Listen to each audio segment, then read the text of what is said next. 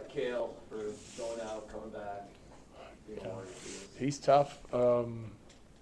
Yeah, I mean, unfortunately, he gets hit, and then he can't kind of finish that shift, and it turned into a little bit of a debacle. He's certainly sore, but he's able to come back and continue to play, which is big. Scores, he kind of kept playing his game, grinding through it. Hopefully, he's not too sore tomorrow. He's the fifth fastest defenseman in the modern era to reach 100 goals. I mean, is that impressive? Does anything he does Well, it's impress? certainly impressive. I mean, you think how long the league's been around, and I mean, we've talked about that for years now, like some of the milestones that he hits and the timing of them, how quickly he hits them. I mean, I think I'm a little biased, but you're watching one of the best defensemen that's ever played the game. There's no question, and the league has a handful of guys that are super dynamic right now. I think that's a trend that we're going to see moving forward. But in my opinion, he's the best of the best. Coach, you shake up that second line a little bit, put Casey with Drouin and Lehkonen, and not only does he get Casey going, but that line just drove results all night. What are your thoughts on that line as a whole? They were outstanding. Yeah, they. I mean, it just seemed like the game slowed down for those guys against a real tough checking team, right? And they've got a couple lines like that's a dangerous offensive team. I thought we did a nice job on the checking side of it, especially that line. Like they were above the puck, above outlets all night long, made it difficult for the other team to move. And then when they had opportunities, they executed at a high rate. And they got rewarded for it. But really connected as a group. It was a really good game. It was great to see. Casey responded well to whatever conversations you're having with him. I feel like it's on a slow build. Obviously tonight not slow. Like that's a really good game, because part of his like a guy like Casey's gonna he wants to produce, right? He knows that's part of his identity, part of his job. He expects to produce on a nightly basis, but you got to do the right things with and without the puck. A lot that goes into it. We try to key it down to 4 or 5 certain things that we want him to make sure he's doing consistently, hard enough and competitive enough, and using his legs and skating. And he was doing that tonight. But he's been on a slow build for a couple of games. I've liked a few, even though our team hasn't played well. I felt like his game was improving over the last week or so.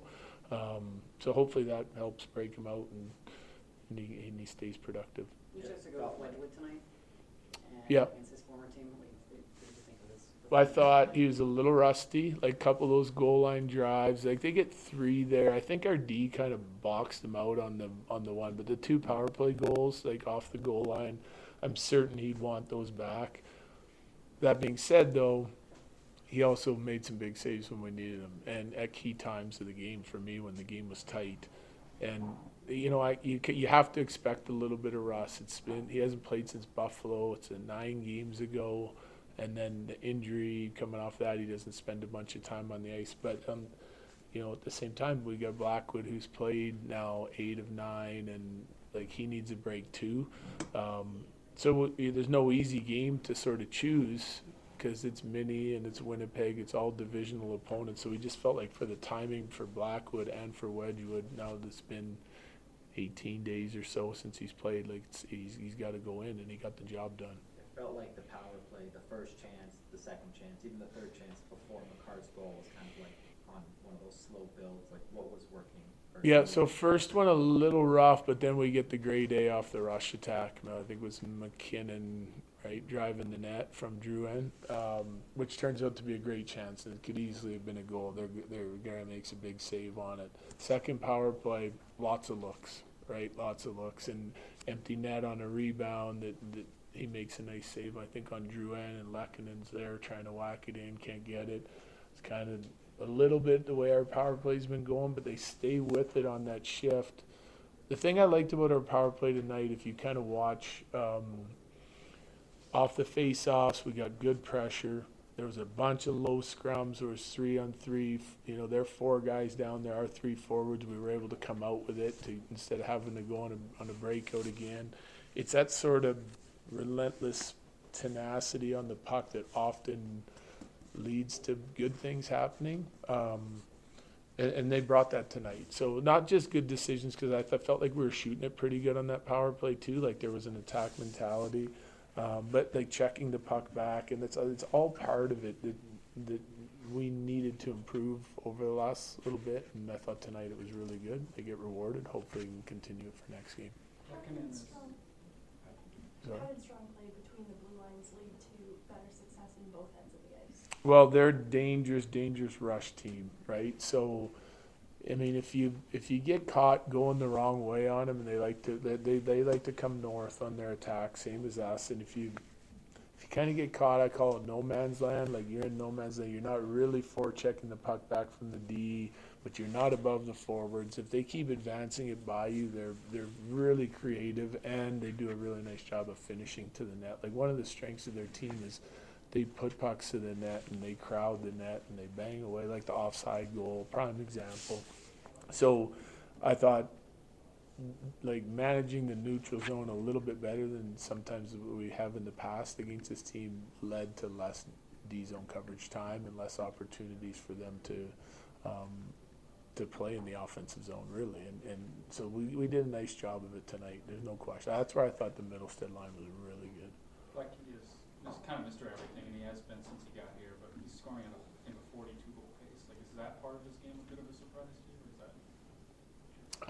No, it's not really a surprise to me. I just think like because he's really consistent and repetitive of the way he plays and how he goes to the net and some of the things that he does away from the puck that create space for other people. And if he's playing with similar guys, it will happen for him too. But you can go through stretches where those rebounds are sitting there and you can't get your stick on them and they don't go in, and then you can go through stretches where they go in for you. So I think but he's still always really consistent of creating those types of opportunities with his play. As head coach, Duran hits his 100-goal mark tonight too. How special is it for you to kind of see that happen for both of them in the same game? Well, I'm not aware of all the milestones, to be honest with you. But I like when our guys buy in, put the effort in.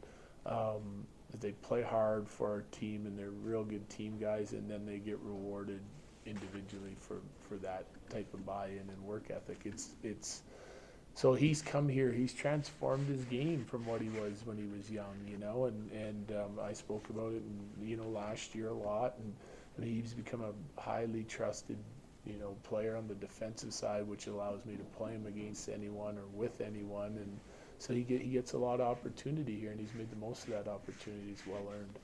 Last ones? He's missed a lot of time this year, but it seems like every time he's in the lineup, it doesn't look like he's missed a beat. Is that a testament to the work he puts in while he's coming back? Yep. I think the skating part of it, the hands part of it just comes naturally to him. But a lot of work is involved in that. Like I think you saw him, like he's not healthy enough to play, but he wanted to be on the ice all the time and make sure he's getting touches. So then when he comes back, it's just a matter of being able to execute in the limited time and space you get in an NHL game, right? So I think he's done a really nice job while he's injured of staying on the ice, working on the conditioning, but then also keeping his hands. You moved Colton up to that top line, and that second line obviously very productive. What did you think of Colton's game, having moved him upwards? I actually liked Colton tonight. Yeah, I thought he was relentless.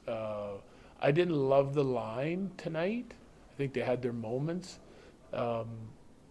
But, yeah, we're still searching for that mix, right? And it's difficult because it's always changing because a lot of those guys in the top six haven't been healthy at the same time. You got Colton injury, Lehkonen injury, both with, extended time missed.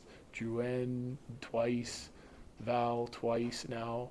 So, it's ever changing, but we got to find a way to get that chemistry. Because the one constant, and that goes for our top line too. The one sort of constant that we've had that we really like and are skeptical to break it up is the Kiviranta, Kelly, and OC line. They just provide something for us. They're able to check top lines and still sort of chip in offensively. They can be a momentum changer. So we got to find the mix in the top six that gets going, and we'll have 3 lines going every night, and then as we get more healthy, I think our fourth line did a nice job tonight, really nice job getting Ivan back in there. Pars played hard, and so did Yuri, so we're moving in the right direction, hopefully. Jared, in the macro, people not in this room have written things about Mikko and his business interests. How is he able to compartmentalize business and stuff? Because your veterans have seen everything, but he kind of still puts his nose to the grindstone. You wouldn't know about contract talk and this and that. How's he able to compartmentalize that? Well, I think that's a sign of a good pro, number one. People, as they get a little older in their adult life, they're going to get other interests away from the rink too. It doesn't have to be just contract talks. It can be these guys are pro athletes and that's their number one job. But I think healthy work-life balance away from the rink, having other interests, things that you're passionate about, and that can be just family for some guys. It can be other businesses and all that. But I think that's healthy. You don't want to just sit and grind on the game all the time. You got to put your work into it. You got to know you're prepared in a bunch of different avenues of the game, but then you got to go and play. So I think it's just being a good pro, being focused on what you're doing and staying in the moment and putting everything you got into whatever you're doing at that time is the key to it.